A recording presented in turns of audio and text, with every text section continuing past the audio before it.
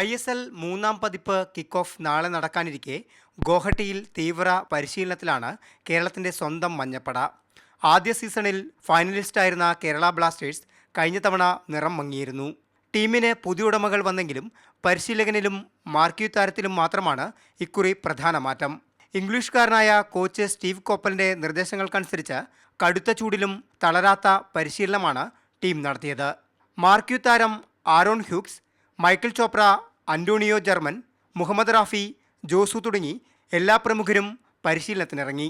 എതിർവരയിൽ കൂടുതൽ ഗോൾ നിറയ്ക്കുന്നതിനൊപ്പം സ്ഥിരതയാർന്ന പ്രകടനത്തിലൂടെ വിജയവഴി തേടാനായിരിക്കും ടീമിന്റെ ശ്രമമെന്ന് പരിശീലകൻ സ്റ്റീവ് കോപ്പൽ മാതൃഭൂമി ന്യൂസിനോട് പറഞ്ഞു.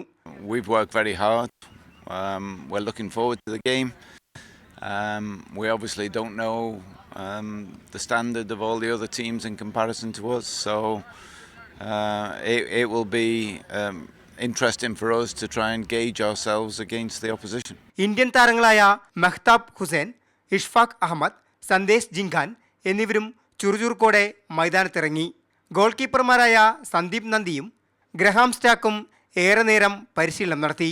താരങ്ങൾക്കാർക്കും പരുക്കില്ല. തായ്ലാന്റ്, പശ്ചിമ ബംഗാൾ എന്നിവിടങ്ങളിലെ പരിശീലന മത്സരങ്ങളിലെ മികച്ച പ്രകടനം ടീമിന് കൂടുതൽ ആത്മവിശ്വാസം നൽകുന്നു. ISL രണ്ടാം സീസണിൽ നിരാശപ്പെടുത്തിയെങ്കിലും ഇത്തവണ മികച്ച പ്രകടനം പുറത്തെടുത്ത് ആരാധകരെ തൃപ്തിപ്പെടുത്താനുള്ള കഠിന പരിശീലനത്തിലാണ് കേരള ബ്ലാസ്റ്റേഴ്സ് ടീം. ഗുവാഹട്ടിയിൽ നിന്നും ക്യാമറമാൻ സ്റ്റീഫൻ മാത്യുവിനൊപ്പം രാജേഷ് കോയിക്കൽ, മാതൃഭൂമി ന്യൂസ്.